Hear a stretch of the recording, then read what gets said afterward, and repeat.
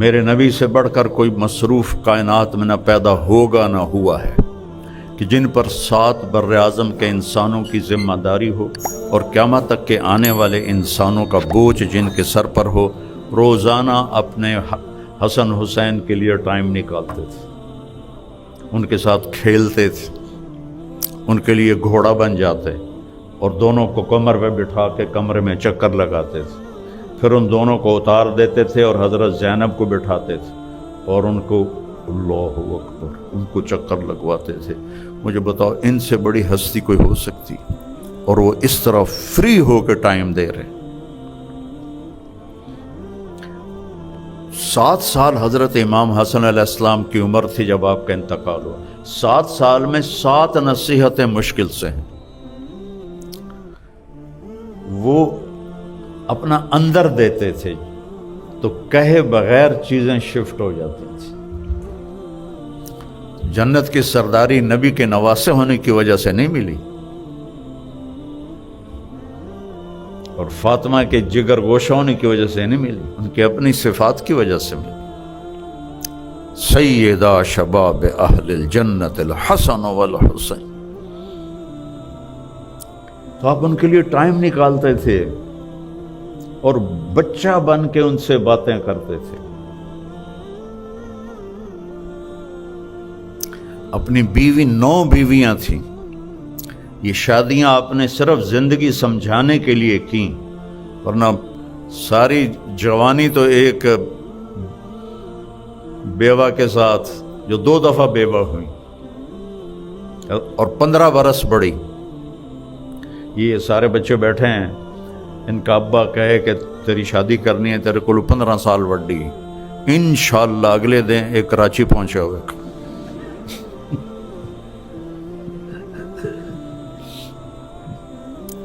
اور میرے نبی نے 25 سال کی عمر میں 40 سال کی عورت سے شادی کی اور ان کے ساتھ 25 سال گزار دیے۔ ساری اولاد بھی ان سے ہوئی۔ حضرت ماریہ سے ایک بیٹا ہوا اور ساری اولاد آپ کے سامنے چلی گئی سوائے حضرت سیدہ فاطمہ علیہ السلام کی۔ تو آپ نے فرمایا ما تزوجت وما زوجت الا بوحی من السماء، میں نے جہاں بیٹی کی شادی کی، جہاں اپنی شادی کی، آسمان سے وحی آئی، پھر میں نے شادی کی۔ تو وہ تھی ہمیں زندگی سمجھانے کے لیے۔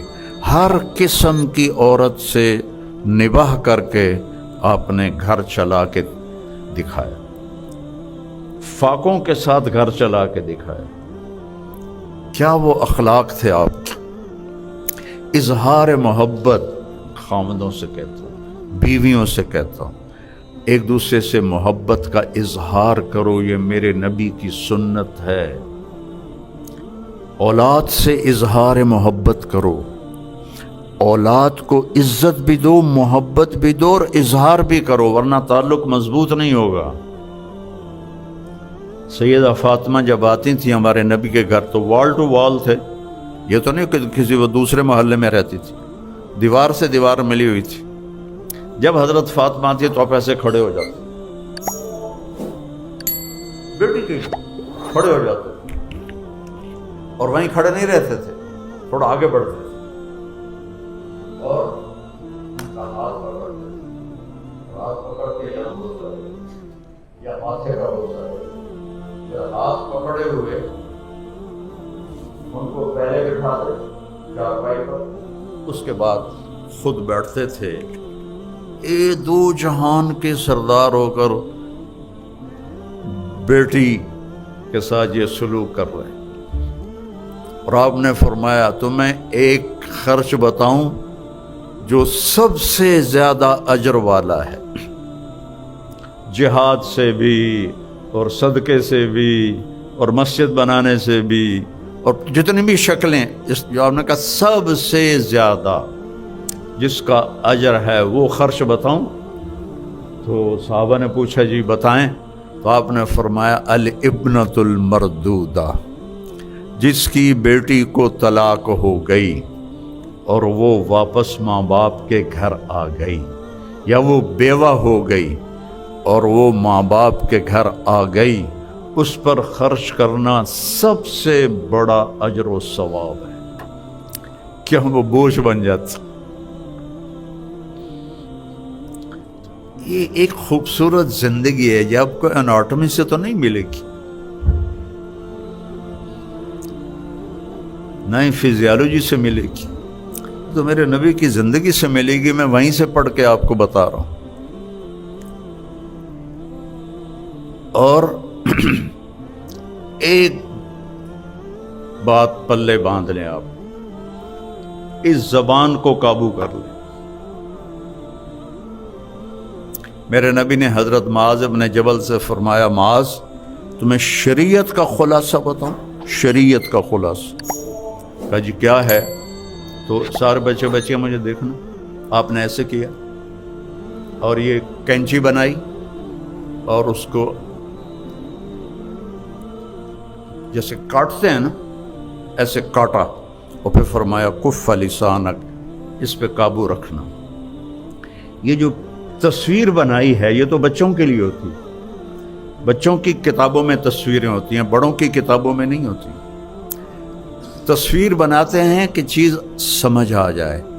معاذ بن جبل کے ہاتھ میں علماء کا جھنڈا ہوگا قیامت کے دن، اس کو ایسے سمجھا رہے ہیں جیسے بچے کو سمجھاتے ہیں۔ کیوں؟ مشکل بہت، مشکل بہت۔ تو کہنے لگے یا رسول اللہ اب بول کا بھی حساب ہوگا، تیرا بھلا ہو، سب سے زیادہ جہنم میں گرانے والی زبان ہوگی۔ اپنے گھروں سے، اپنی محفلوں سے غیبت ختم کر دو، اوروں کی برائی ختم کر دو، جھوٹ بولنا ختم کر دو، گالی دینا ختم کر دو، اپنی اولاد کو تانے کبھی نہ دینا ورنہ ہمیشہ کے لیے دور ہو جائیں گے۔ طنز نہ کرنا، تانے نہ دینا، مقابلہ نہ کرنا، تیرے بھائی نے اتنے نمبر لیے، تو نے اتنے اس سے کم لیے، کہ تو نے کیا کیا ہے۔ کبھی نمبر کے کم زیادہ آنے پر کبھی ان کو ڈانٹنا نہیں۔ یہ میں ادریس صاحب سے معذرت کے ساتھ، یہاں جتنے بڑے بڑے گروپ ہیں ان کے ماں باپ ان پڑھ تھے، ان ان پڑھوں نے اتنے بڑے گروپ کھڑے کر دیا، اور سارے بڑے بڑے ایم ایس سی اور پی ایچ ڈی ان کے نوکر ملازم، تو تمہارے اے کیوں نہیں آئے، تمہارا بی کیوں آ گیا، تمہارا سی کیوں آ گیا، ساڑھے واری تا سی بی ہوندہ ہی نہ آئی، 33 نمبر آئے تھا، سا اپنی تاڑی مار دیا سے پاس ہو۔ اور چونکہ پڑھنے کا شوق ہی نہیں تھا، شوق تھا شوبز کا، تو اس لیے ماں باپ کے ڈنڈے کی وجہ سے پڑھتا رہتا تھا۔ اور وہ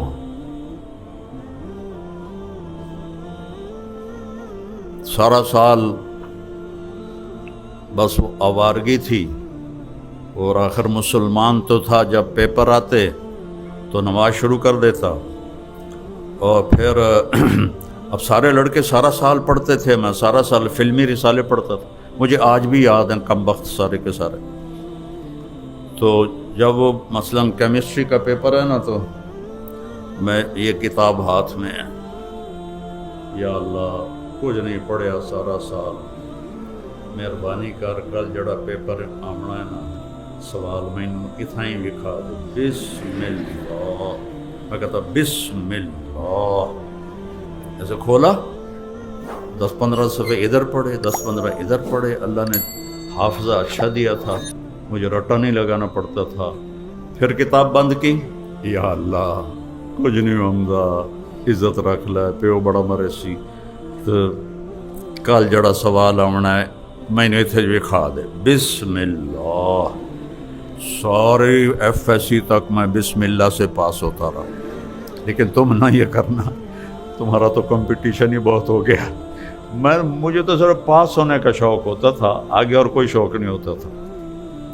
تو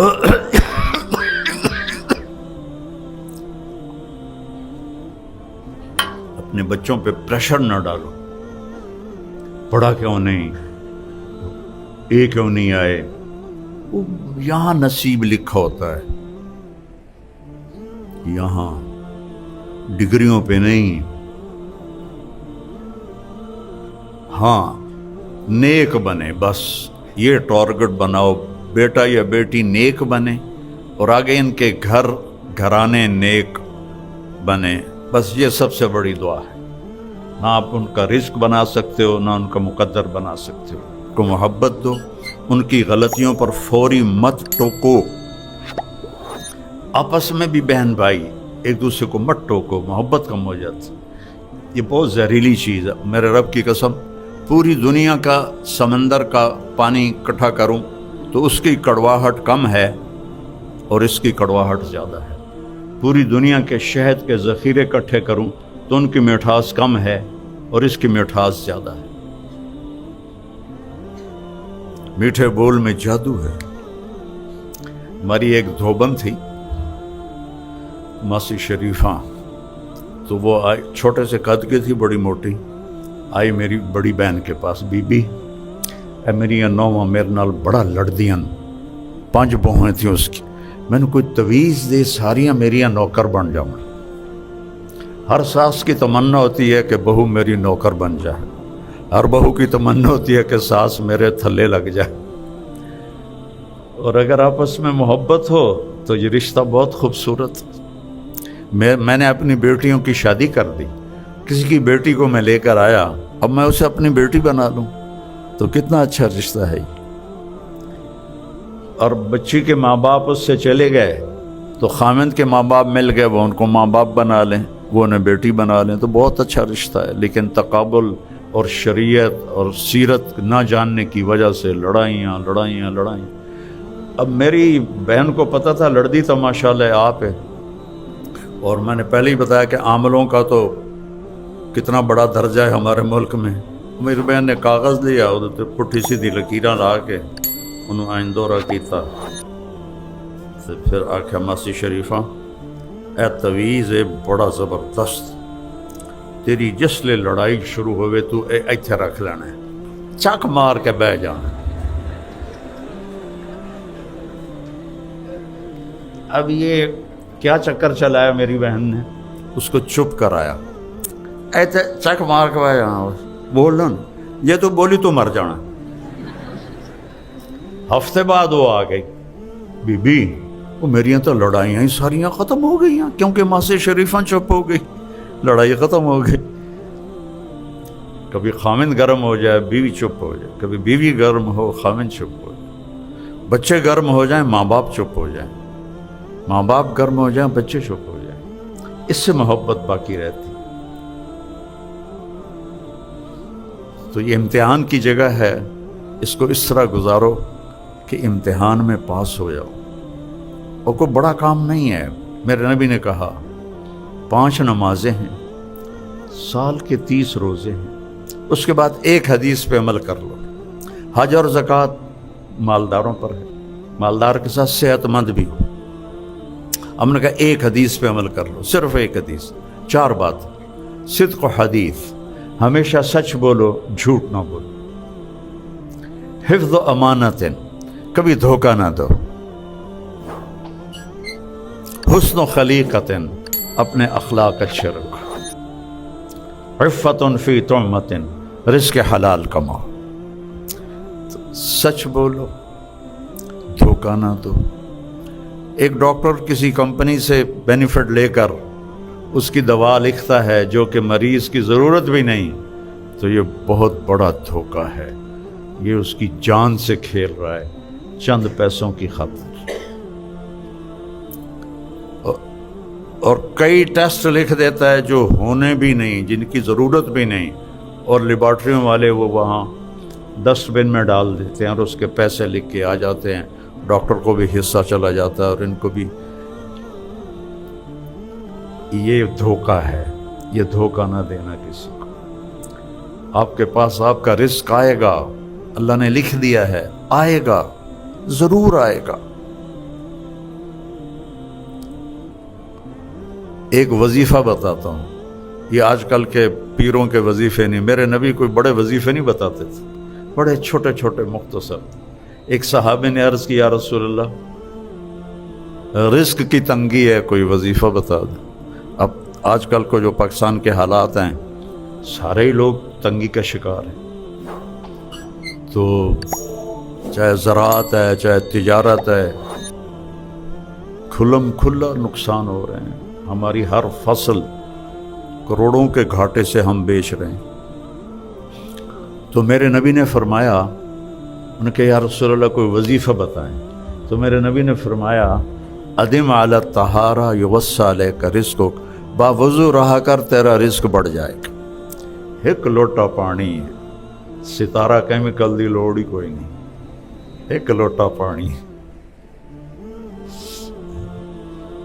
باوضو رہو، اس کا ایک فائدہ اور ہوگا، آپ سے شیطان ڈرے گا، اور تیسرا فائدہ اللہ آپ سے پیار کرے گا، چوتھا فائدہ فرشتے آپ سے پیار کریں گے، پانچواں فائدہ باوضو مر گئے تو شہید مریں گے۔ تو اتنی چیزیں اس وضو کے ساتھ جڑی ہوئی ہیں، تو پھر نماز پڑھنے کو بھی دی چاہے گا۔ صرف وضو کے کرنے کی سستی سے بچے نماز چھوڑ دیتے ہیں۔ باوضو رہا کرو، اللہ رزق بڑھائے گا، اور موقع ملے تبلیغ میں تھوڑا ٹائم لگایا کرو، اس سے آپ کو سیکھنے کو ملے گا۔ قرآن کی تلاوت کرو، اپنے نبی کی زندگی پڑھو، بار بار پڑھو، اپنے نبی کی بیگمات کی زندگی آپ سب بچیاں پڑھو۔ وہ کیسی عورتیں تھیں جن کے بارے میں اللہ نے وہ کہہ دیا جو کبھی نہیں کہا کہ لا یحل لک النساء من بعد، میرے نبی یہ جو 9 آپ کی بیویاں ہیں ان کے اوپر آپ کوئی شادی نہیں کر سکتے، ولا ان تبدل بہن من ازواج، اور نہ ہی آپ کسی کو طلاق دے سکتے ہیں، یہ آپ کی دنیا اور جنت میں بیویاں ہیں۔ اتنا بڑا ان کو اعزاز ملا، تو ان کی زندگی پڑھو تاکہ آپ کے سامنے کوئی نمونہ تو ہو کہ کرنا کیا ہے۔ تو سارے بھائی نیت کرتے ہو نا بچے بچیاں، ایک نماز نہیں چھوڑنی، ایک جھوٹ نہیں بولنا، ایک دھوکہ نہیں دینا، ایک گالی گلوچ نہیں کرنی، غیبت جھوٹ نہیں بولنا، اور رزق حلال کمانا ہے۔ اللہ آپ کو ڈاکٹر بنائے، آپ کام کرو۔ میں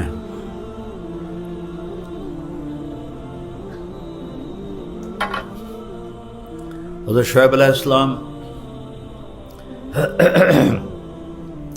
کمزور تھے، تو موسیٰ علیہ السلام مصر سے بھاگے، تو مدین پہنچے تو وجد امرأتین تذودان، تو 2 بچیوں کو دیکھا جو اپنے جانوروں کو روک رہی تھی، بکریوں کو۔ قال ما خطبکما، کہ تم کیوں، لوگ پانی پلا رہے تھے، ڈول نکال رہے تھے، 10 آدمی مل کے ڈول نکالتے تھے اور وہ پانی پلا رہے تھے۔ ان کا لا نسقی حتی یسد الرعاء وابونا شیخ کبیر، جب تک یہ سارے پلا نہیں دیتے، ہم کمزور ہیں، ہم نہیں پلا سکتے۔ تو وہ آگے بڑھے، موسیٰ علیہ السلام سب کو یوں دھکا دے کے اکیلے نے ڈول ڈال کے اکیلے نے کھینچ لیا۔ نبی میں 40 آدمیوں کی طاقت ہوتی ہے، اور فسقا لہما، کو پلا دیا۔ وہ جلدی واپس چلی گئیں، ان کا جلدی کیسے آ گئیں؟ کہا اس طرح ہوا ہے، ایک آدمی نے ہمارے پلا دیا، کہا جاؤ اس کو بلا کے لاؤ۔ فجاءت احداہما تمشی علی استحیاء، ایک تو یہ جملہ بتانا تھا کہ جب وہ لڑکی آئی تو اس طرح آ رہی تھی کہ جیسے حیا اس کی سواری بنا ہوا تھا، حیا کی سواری پہ وہ سوار تھی، حیا کی سواری پہ سوار تھی۔ قالت ان ابی یدعوک لیجزک اجر ما سقیت لنا، کہ میرے ابا آپ کو بلا رہے ہیں تاکہ آپ کو وہ آپ کی محنت کا صلہ دے۔ وہ چلے گئے ساتھ۔ تو باپ بوڑھا ہے اور بیٹا کوئی نہیں ہے، تو بیٹیاں کام کر رہی ہیں۔ اس سے پتہ چلا کہ شریعت کی حدود کے اندر عورت کام کر سکتی ہے، بشرطے کہ کوئی شریعت کی کوئی نافرمانی نہ ہو، شریعت کے خلاف نہ ہو۔ تو اللہ تعالیٰ نے ہمیں قرآن پاک سے حضرت شعیب علیہ السلام کی بیٹیاں، سب بیٹیاں بیٹھی، شعیب علیہ السلام کی بیٹیوں سے ہمیں یہ ایک بہت خوبصورت پیغام دیا ہے کہ عورت کام کر سکتی ہے اگر مجبور ہے تو۔ میں موروثی طور پر ایک ذمہ دار گھرانے میں پیدا ہوا، جو میرا ذریعہ معاش ہے۔ میری گندم کپاس چاول چنا آپ لوگ ہیں، میرے آم امرود کنو مالٹے آپ لوگ ہیں، آپ میں سے ہر بچہ میرے لیے ایک پودا ہے، اور ایک پودا بھی ہل جائے نا تو دل پہ چوٹ پڑتی ہوئے پڑے تو میرا کلیجہ منہ کو آ گیا، میری بات ہی بند ہو گئی۔ تو تم اس سے قیمتی پودے ہو، وہاں تو پھر دوبارہ بھی لگ جائیں گے، لیکن تم میں کوئی اپنے مقصد سے ہٹتا ہے تو وہ تمہارا نقصان ہی نہیں، میرا بھی نقصان، کہ اس باغ کو پانی سینچنے کی توفیق اللہ نے میرے مقدر میں لکھی، تو میں ساری زندگی مثبت چلا، مثبت، کبھی منفی نہیں چلا، مجھے کسی سے نفرت نہیں، میرے دل میں کسی کے لیے بغض نہیں۔ اختلاف مجھے اپنے استادوں سے بھی ہوا، میں نے اپنی شاخ الگ کی، میرا اختلاف تھا، اختلاف تو میں نے اپنے بڑوں سے بھی کیا، لیکن مجھے کسی سے نفرت نہیں، میں کسی کو حقارت کی نظر سے نہیں دیکھ سکتا۔ جب میں طوائفوں کو بیٹی کہہ سکتا ہوں تو تم خود سوچو کہ میرے اللہ نے میرے اوپر کتنا کرم کیا۔ یہاں تک گئے کہ ابو طلحہ رضی اللہ تعالیٰ عنہ جس کے بنے ساتھی اس سے کہنے لگے میری 2 بیویاں ہیں، میں ایک کو طلاق دے دیتا ہوں اور یہ دونوں ہیں، جو تجھے پسند ہے وہ لے لے، میں اس کو طلاق دے دیتا ہوں۔ یہاں تک مواخات قائم تھی، لیکن جیسے آپ فرمائیں یہ صرف نبی کے لیے، جہاں وہی نہیں وہاں تو صحابہ نے بھی اختلاف کیا، یا رسول اللہ یہ خیمے یہاں پر اللہ کا حکم ہے، وہی ہے؟ کہا نہیں، میری رائے ہے۔ کہا پھر یہاں ٹھیک نہیں وہاں ٹھیک ہے، تو جبریل آ گئے کہ جیسے یہ کہہ رہا ہے ویسے کیا، جیسے آپ فرمائیں صرف نبی کے لیے۔ تو یہ کام کسی مشہور علمی یا تبلیغی جو علم سے منسوب ہو، تبلیغ سے منسوب ہو، اس نے یہ کوئی نہیں کیا، آپ کو کہیں نہیں ملے گا۔ اور یہ اور بھی دکھ ہیں زمانے میں محبت کے سوا، راحتیں اور بھی ہیں وصل کی راحت کے سوا۔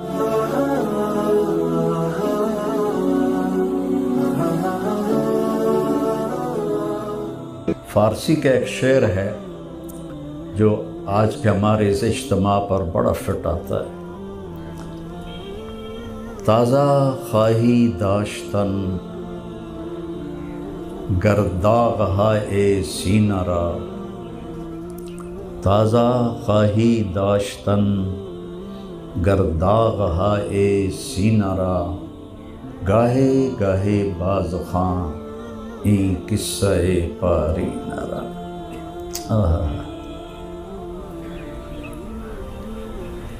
اس کو امرؤ القیس نے کہا ہے قفا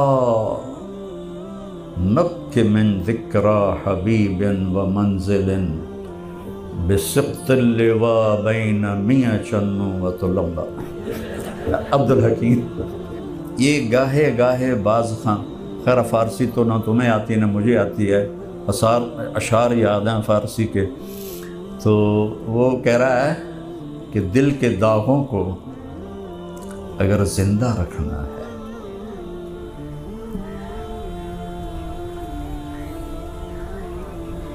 تو مسرور انور کا شعر ہے، ٹھہر جاؤ آنکھوں میں تھوڑا سا دم ہے، انہیں دیکھ لیں ورنہ حسرت رہے گی۔ تو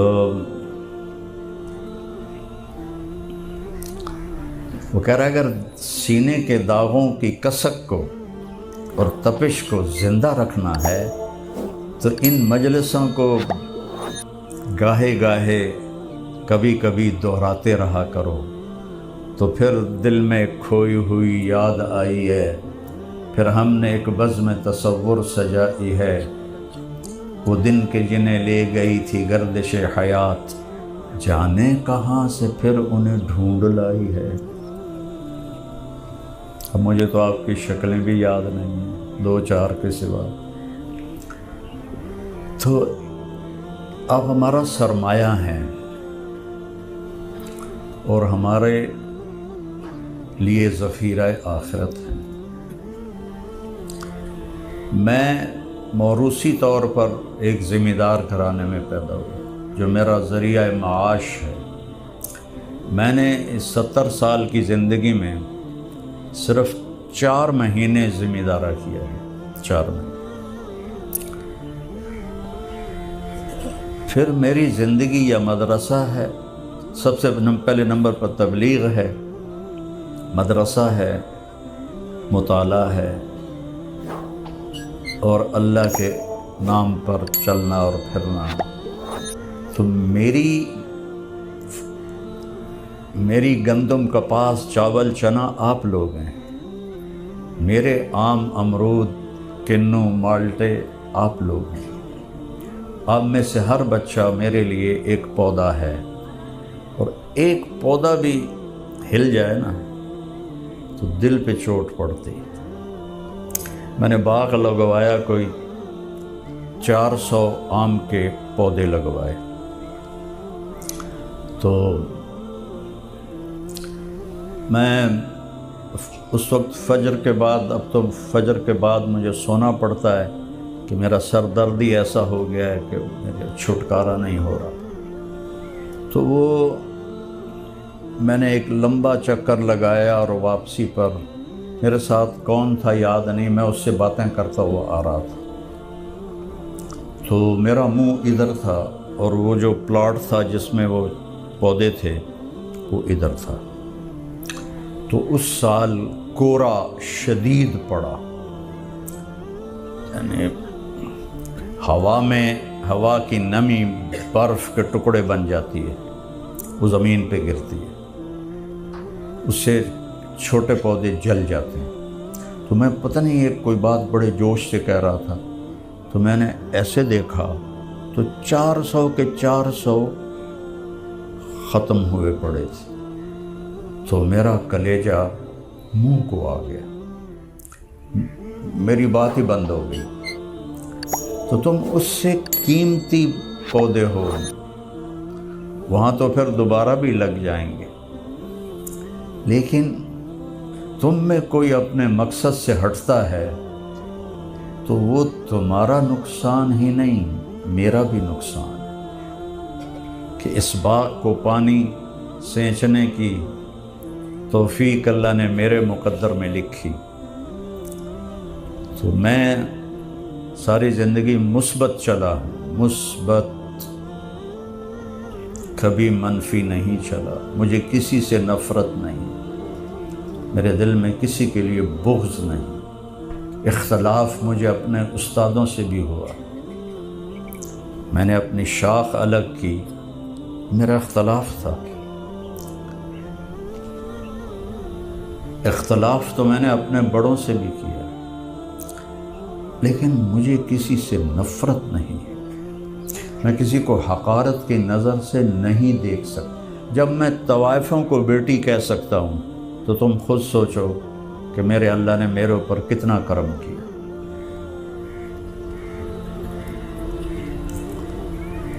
ان کی میں نے شادیاں کروائیں، اور ان کے بیماروں کے علاج کروائے، کئیوں کو عمرے کروائے۔ کون کرواتا؟ شاہ اسماعیل شہید کا ایک واقعہ ہے صرف، جو وہ موتی نامی طوائف کے کوٹھے پر گئے تھے، یہاں 250 طوائفیں تھیں، جن سب کی خدمت کرنے کا مجھے اللہ تعالیٰ نے موقع دیا۔ تو جو چیز رواج میں ہوتی ہے اسی پر لوگ چلتے ہیں۔ اب دینی طبقہ اور مدارس کا طبقہ جب وہ مدرسے سے نکلتا ہے تو وہ کہتا مجھے کہیں پڑھانے کی جگہ مل جائے، مجھے کوئی مسجد مل جائے، مجھے کوئی مدرسہ مل جائے، میں اسکول ٹیچر بن جاؤں، بس یہاں ذہن گھومتا ہے۔ اب دعوت کے کام کو اللہ نے زندہ کیا تو کچھ وقت میرا تبلیغ میں لگ گیا، باقی میں چاہتا ہوں میں کہیں پڑھاؤں، چونکہ یہ ایک رواج میں آئی ہوئی چیز ہے، لیکن میں کسی کی انسانی خدمت کروں، کسی کی مادی خدمت، انسانی تو یہ سب سے بڑی انسانی خدمت تو یہ ہے جو مسجد کا بچہ کر رہا ہے، جو مدرسے کا بچہ کر رہا ہے، جو ہے آپ قرآن کے قاری کو آپ سب سوچتے ہو کہ قرآن پڑھانے کی بجائے مجھے کہیں کتابیں پڑھانے کا موقع ملے، یہ کتنی بڑی ہماری کج فہمی ہے کہ قرآن سے بڑی بھی کوئی کتاب ہو سکتی۔ خیرکم من تعلم قرآن و علمہ، خیرکم من تعلم المنطق و علمہ، خیرکم من تعلم قدوری و علمہ۔ قرآن ہے لیکن اس کو بہت گھٹیا سمجھا جاتا ہے۔ اس سے بڑی چیز کیا ہو سکتی ہے کہ آپ اللہ کی کتاب براہ راست پڑھا رہے ہیں۔ تو یہ ماحول کی چیزیں ہیں۔ اس سے ہٹ کر جب تک سیرت پہ نظر نہیں ہوگی، ہم نے کیسے زندگی گزارنی ہے پتہ نہیں چلے۔ اکابر میں اٹکے رہو گے اور سیرت کو نہیں دیکھو گے تو تمہارے سامنے دین کی پوری تصویر نہیں آئے گی۔ میرے نبی جب مدینہ پہنچے، جب ایک ماحول بنا، سب سے پہلا کام کیا امداد باہمی، جس کو ہم آج انگریزی میں فاؤنڈیشن کہتے ہیں۔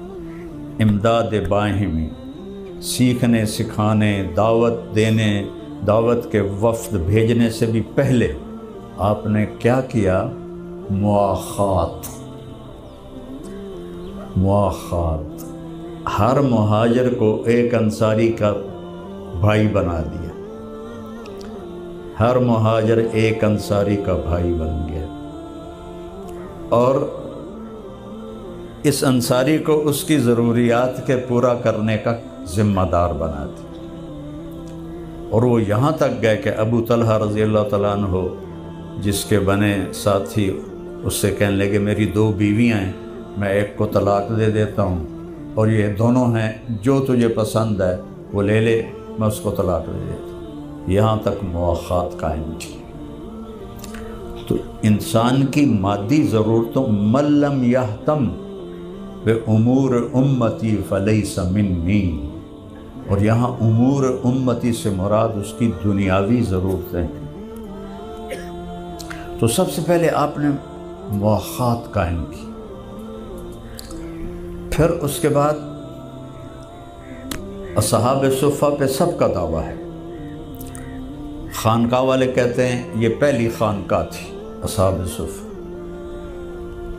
مدرسوں والے کہتے ہیں یہ پہلا مدرسہ تھا، تبلیغ والے کہتے ہیں یہ پہلے پوری زندگی کے لیے فارغ تھے دعوت کے لیے۔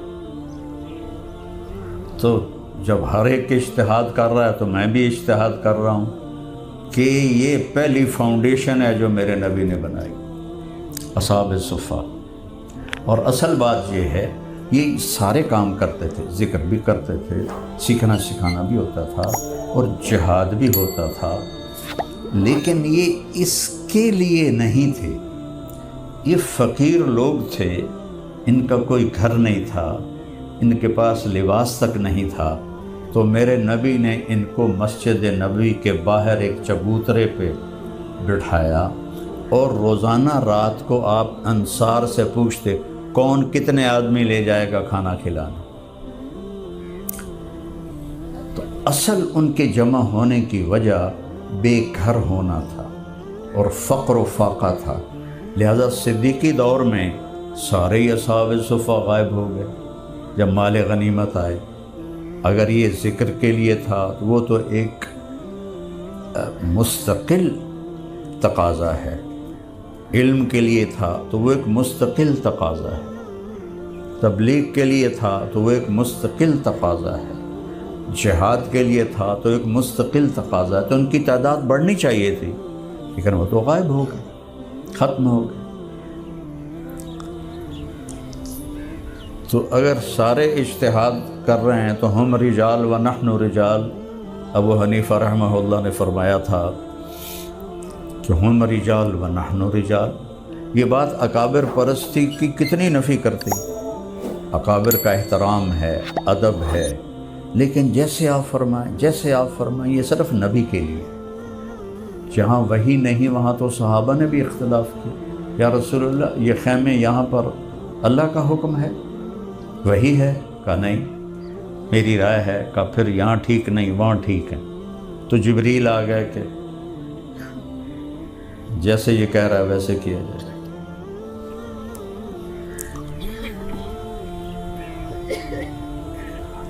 آپ نے 2 رکعت عصر کی نماز پڑھا دی، سب خاموش۔ تو ذوالیدین کھڑے ہو گئے، اقصرت الصلاۃ ام نسیت یا رسول اللہ؟ تو آپ نے کہا کل ذالک لم یکن، کہنے لگا بعض ذالک قد کان۔ تو آپ نے پوچھا اصدق ذوالیدین؟ قالوا نعم یا رسول اللہ، صلیت بنا رکعتین، آپ کھڑے ہوئے اور 2 رکعت مزید پڑھائی، جیسے آپ فرمائیں صرف نبی کے لیے۔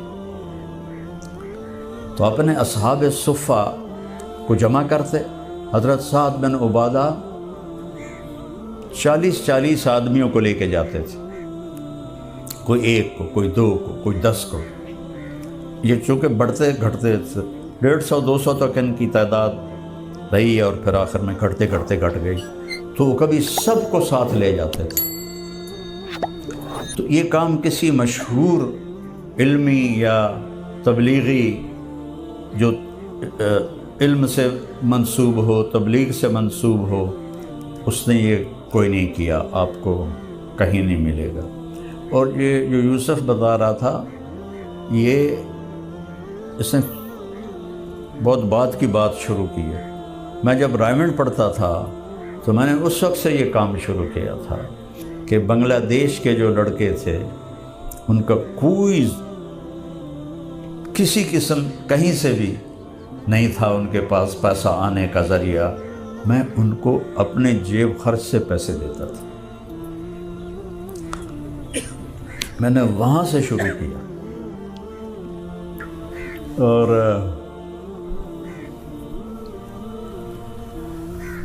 وہ ہمارے ایک وارڈن آ گئے، ناظم ہاسٹل، طالب صاحب رحمۃ اللہ علیہ۔ ابھی پرسوں میں نے ان کو خواب میں دیکھا، تو بڑے سخت، ماشاءاللہ میری بڑی پٹائی ہوئی ہے ان کی، شاید ہی کسی اور کو یہ شرف حاصل ہوا۔ تو وہ فلم دیکھنے پہ بہت مارتے تھے، اس سے پہلے عظیم صاحب تھے، وہ اتنی پکڑ نہیں کرتے تھے۔ تو ایک فلم آئی Fall of the Roman Empire, وہ بھی پلازا سینما پر لگی ہوئی تھی، تو اس کی پہلے بکنگ ہو رہی تھی۔ 90 کی دہائی میں جو PIA کا ٹکٹ بنتا تھا وہ بڑا خوبصورت ہوتا تھا، 3 پنے ہوتے تھے اور اوپر سے رنگین، اور پنے بھی رنگین، تو انہوں نے وہ رنگین ٹکٹ چھاپا۔ تو اس کے شوق میں میں نے جا کے 2 ٹکٹ خرید لیے، ایک اپنا اور ایک گلاب علی رحمۃ اللہ علیہ، میرا بڑا پیارا دوست تھا، فوت ہو گیا۔ تو اب ہمارے 2 گروپ تھے، سارے ہم ذمہ داروں کے لڑکے تھے، تو سب میں ہی تکبر، تو وہ ہمارے 2 پارٹیاں تھیں، کبھی ہم ان پہ چڑھ جاتے تھے، کبھی وہ ہم پہ چڑھ جاتے تھے۔ تو ان کی ہم نے پٹائی کروائی تھی ایک دفعہ۔ تو اب میں شو بازی میں ٹکٹ دکھانے لگے گا، ٹکٹ دیکھو بھائی، ٹکٹ دیکھو، تو ٹکٹ ہی ایسا تھا، ورنہ ادھر عام سینما میں تو اتنی سی پرچی ہوتی تھی۔ وہ ان کو پتہ چل گیا، انہوں نے مخبری کر دی، اور میں اور گلاب علی بڑے مزے سے پلازا سینما کی گیلری میں بیٹھے فلم دیکھ رہے تھے۔ انٹرول ہوا، یہ رومن امپائر کا زوال کیسے آیا، اس پر یہ فلم بنی تھی۔ اس میں ایک عمر شریف مجھے یاد ہے، ایک صوفیہ لورین اور ایک اسٹیفن بوائڈ۔ تو عمر شریف مسلمان تھا، مصری تھا، تو وہ کیسے زوال ہے اس پر تھا۔ تو جب انٹرول ہوا، اس وقت یہ پیپسی تو نہیں تھی، کوکا تھا، کوکا کولا 8 آنے کی بوتل آتی تھی۔ تو ہم نے سوچا ابھی وہ آتا ہے بوتل والا، تو اس سے بوتل لیتے ہیں۔ تو اتنے میں میری نظر پڑی دروازے پر، تو ہمارے جو نائب وارڈن تھے وہ اندر تشریف لا رہے، اشرف صاحب۔ میں کہا گلاب علی مر گئے، وہ ہے اشرف آ گیا ہی۔ تو وہ آئے اور بڑے طنزیہ انداز میں مسکرا کر کہ اچھا پھر فلم دیکھی جا رہی ہے؟ میں کہا جی ہے۔ وہ واپس چلا گیا۔ اب میں یہ سمجھا کہ نیچے طالب آیا مرحوم رحمۃ اللہ علیہ، اب تو کہنا چاہیے، وہ آئے ہوئے ہیں اور انہوں نے اس کو اوپر بھیجا ہے تحقیق کے لیے۔ میں کہا گلاب علی لگتا طالب ہیٹھا ہیں تو اسی تھائیں اپنا سوٹے مار دیونے، چل اٹھیے نسیے۔ تو ایک عقبی دروازہ تھا سینما کا، ادھر ہم نے دوڑ لگائی۔ اب آگے گئے، ادھر راستہ تو ڈر لگا کہ طالب صاحب کھڑے ہوں گے، جدھر بھاگنا تھا آگے دیوار تھی، تو دیوار بھی خاصی اونچی تھی، جیسے یہ نیلا رنگ نظر آ رہا ہے اتنی اونچی دیوار تھی۔ تو ہم بھاگے تو آگے دیوار، تو خیر اس وقت بچپن جوانی میں نے جمپ لگایا اور دیوار پہ ہاتھ ٹک گئے، تو میں نے اپنے آپ کو اٹھا کے دیوار پہ، پھر گلاب علی نے بھی ایسے کیا۔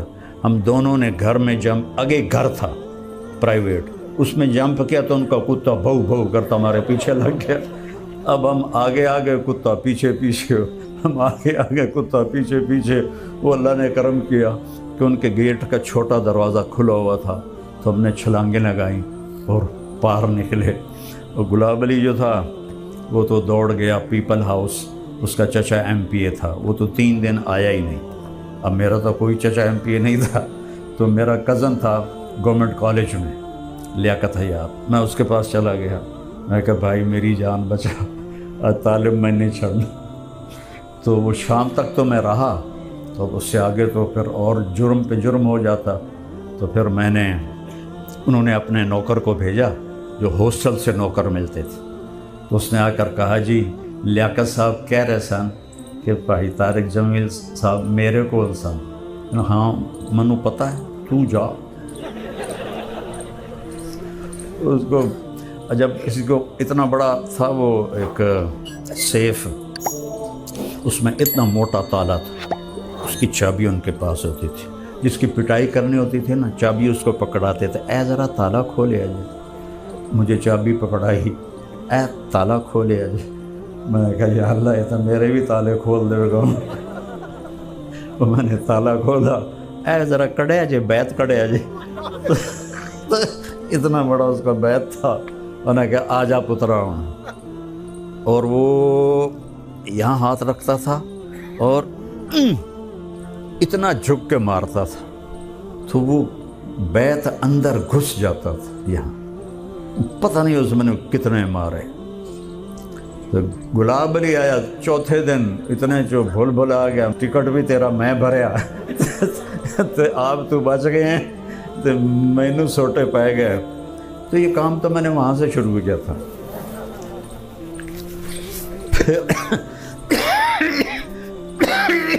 پھر جب اللہ نے مجھے تبلیغ میں لگایا تو میں رائمنڈ میں ان بچوں کی مدد کرتا تھا، بچے کے سب فوت ہو گئے۔ پھر جب اللہ تعالیٰ نے مجھے فراغت دی اور میں گھر کے امور میں زیادہ تو رائمنڈ ہوتا تھا پوری زندگی، تو سب سے پہلا جو میں نے شادی کے لیے پیسہ دیا، یہ 1982-83 کے آس پاس کی بات، تو ہمارا نائی آیا، کہا جی میاں صاحب دھی ٹورنی۔ میں کہا کتنے پیسے چاہیے؟ ہاں جی 5000 اس میرا کم ہو بس۔ تو اپنے گاؤں میں پہلی دفعہ بڑی رقم، یہ بہت بڑی رقم ہے، اس وقت ڈالر بھی 4 روپے کا تھا، چونکہ 82 میں جب میں انگلینڈ گیا چلے کے لیے تو 4 روپے کا ڈالر خریدا اور 19 روپے کا پاؤنڈ خریدا۔ 5000 بہت بڑی رقم تھی۔ تو اس کے بعد پھر چونکہ میرا ایک نام بنتا گیا تو میں اس طرح لوگوں کو دیتا تھا، جو آ گیا دے دیا، جو آ گیا دے دیا۔ پھر کام بڑھ گیا، میں نے قاری عبدالعزیز صاحب کو اپنا اسسٹنٹ بنا لیا۔ میرے آنے سے پہلے وہ 2-3 لاکھ روپیہ لے کے رکھ لیتے تھے کہیں سے ادھار، اور پھر وہ میرا 10 دن میں تقسیم ہو جاتا تھا، پھر میں بعد میں چیک بنا کے ان کو دے دیتا تھا۔ تو یہی بڑھتے بڑھتے بڑھتے بڑھتے، وہ تو اگلی بات تو آپ نے سن ہی لی، تو پھر اللہ تعالیٰ نے یہ شکل بنا دی۔ یہ بھی میرے نبی کا کام ہے۔ اور بھی دکھ ہیں زمانے میں محبت کے سوا، راحتیں اور بھی ہیں وصل کی راحت کے ساتھ. یہ بھی میرے نبی کا ہی کام. 10 اور 1 11 قسمیں اس پہ اٹھائے کہ کامیاب کون ہے ناکام کون ہے. تو اس مضمون میں کتنی طاقت پیدا ہو جائے گی.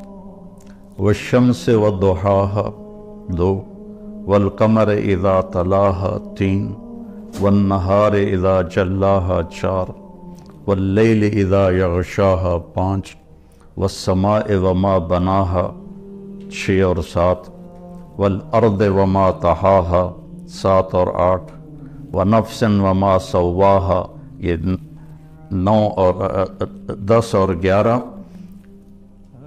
فألهمها فجورها وتقواها قد افلح من زکاها وقد خاب من دساها.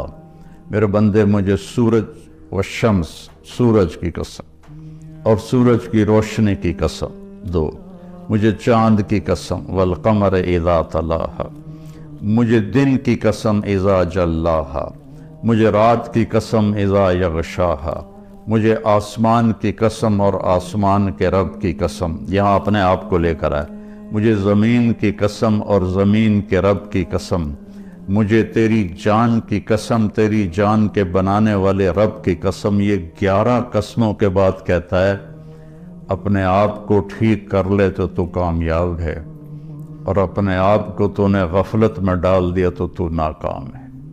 تیری کامیابی بھی تیرے اندر ہے اور تیری ناکامی بھی تیرے اندر ہے. باہر سے اس کا تعلق ہی کوئی نہیں ہے.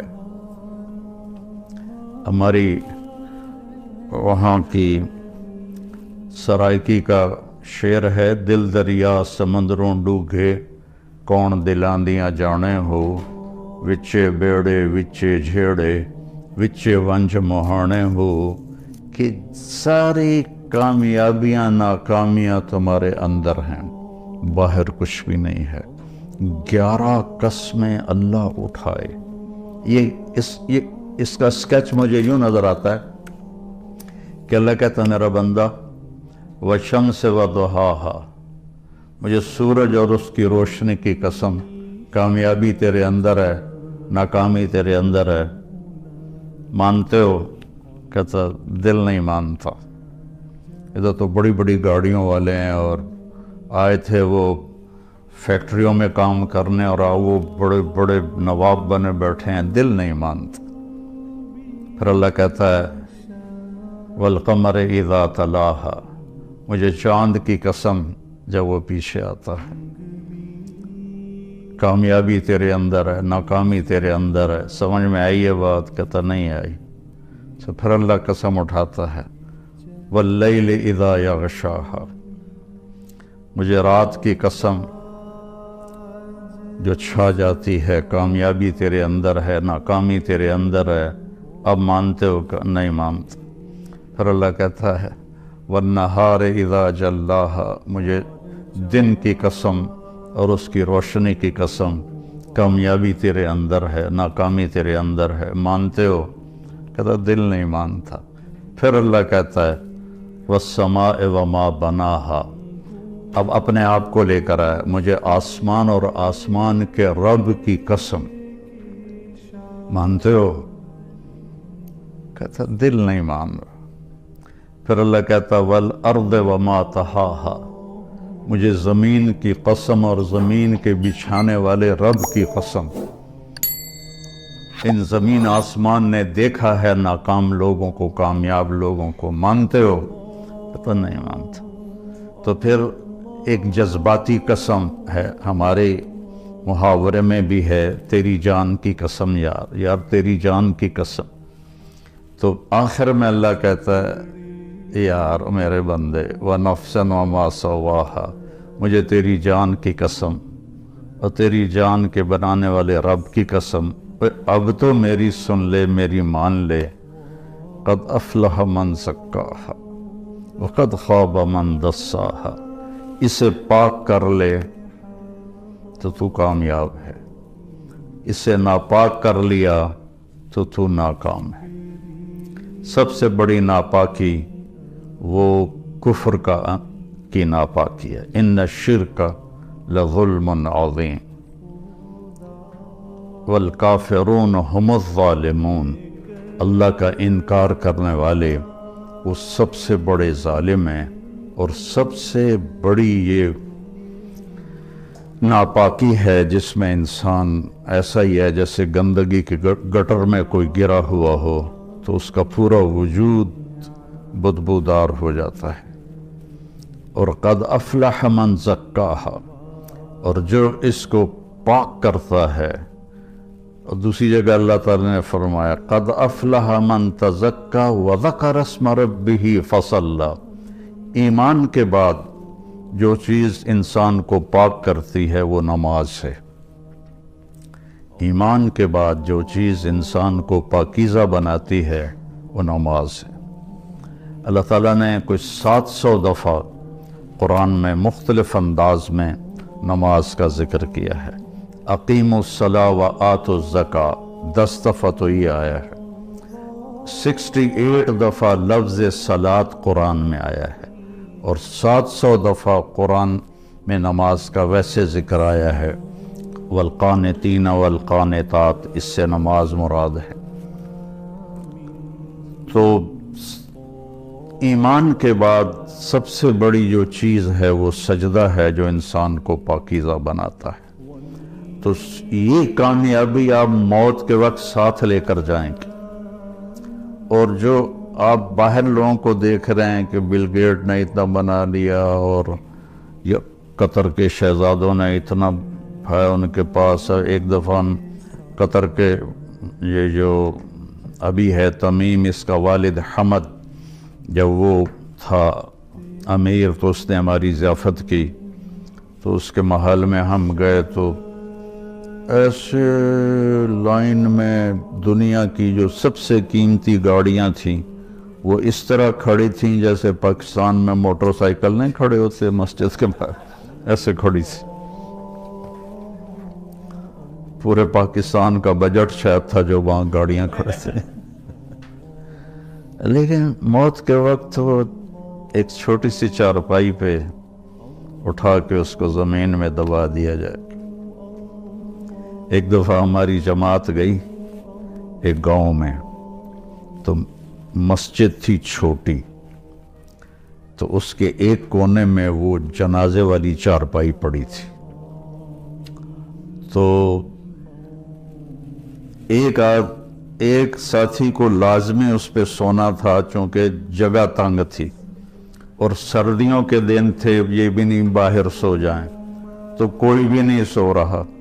تو میں نے کہا میں سوتا ہوں. میں نے بڑی دلیری دکھائی، میں سو گیا. مجھے ساری رات نیند نہیں آئی. میں کہا ہونے آیا اسرائیل، ہونے آیا اسرائیل. ساری رات میں جاگتا رہا، یہ نیند نہیں ہے. لیکن جس نے اپنے من کو پاکیزہ کر لیا ہے تو وہ تو سب کچھ اپنے ساتھ لے کے جائے گا نا. کوئی چیز اس کے پیچھے نہیں رہے گی، سب کچھ اس کے ساتھ جائے گا. تو جس نے اس جہان کو بنایا اور اپنی ذات سے غافل رہا تو اس کو تو مرتے ہوئے حسرت کے سوا کچھ بھی نہیں ہوگا. تو میرے اللہ نے مردوں اور عورتوں کے لیے ایک ہی پیمانہ بنایا ہے کامیابی کا، مالدار کے لیے، غریب کے لیے، امیر کے لیے، کہ اس سر سے لے کر پاؤں تک اپنے وجود کو اللہ کی مرضی میں ڈھال دیں.